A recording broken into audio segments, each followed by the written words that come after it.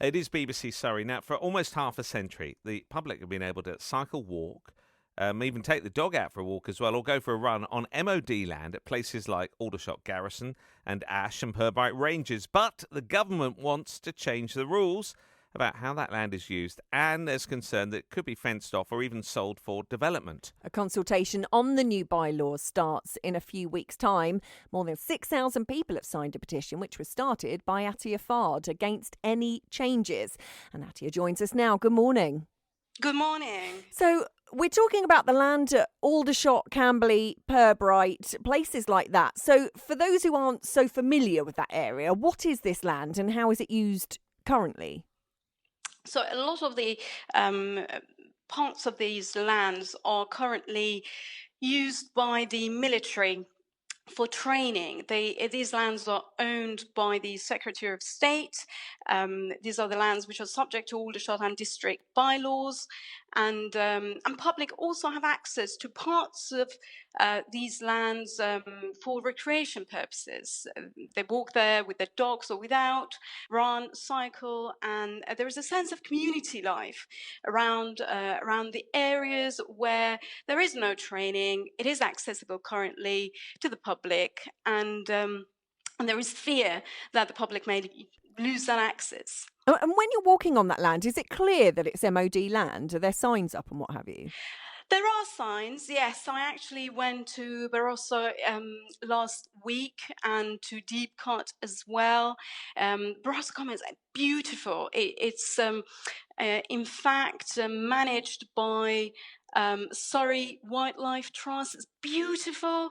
Yes, when you enter, there is a sign that this is land which is owned by the MOD. There are restrictions in place. You can, in fact, see vehicles which are owned by the MOD. There are patrols at times, and the community is aware of that. What are you scared is going to happen then?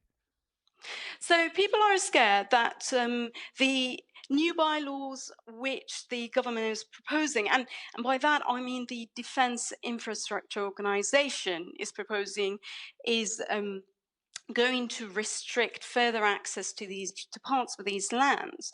I mean, currently we have seen more fences putting up, and even at times that the military is not in training, and people are scared that based on the communication for consultation, which has been published, it was published on 27th of January 2020, that in fact the access is going to be further restricted.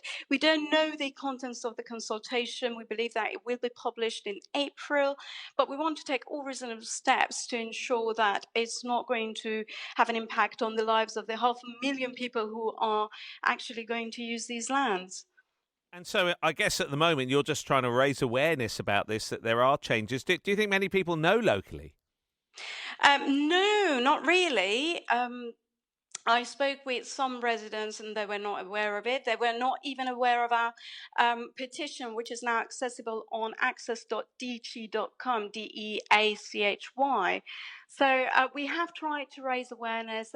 The DIO is only giving us about 35 days. That's published in their public consultation process guidelines.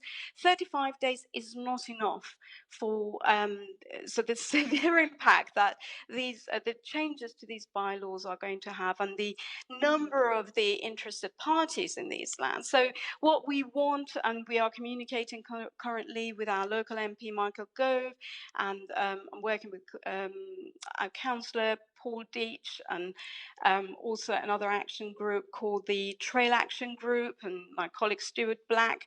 We are working on communicating with the Ministry of Defence to request to increase the period of consultation, which is currently set to be about 35 days. We need at least 120 days, and also to have meaningful engagement with the DIO, because I'm advised that until now the community communication and correspondence with the DIO has not been as effective as it should be, and therefore we want a real engagement with them, meaningful one, and we want extensive consultation period. What is reasonable in light of the impact this is going to have. Attieh, appreciate your time this morning. An MOD spokesperson telling us that the Ministry of Defence is rewriting the bylaws applying to military land in Aldershot and the surrounding areas to make them more clear and up to date.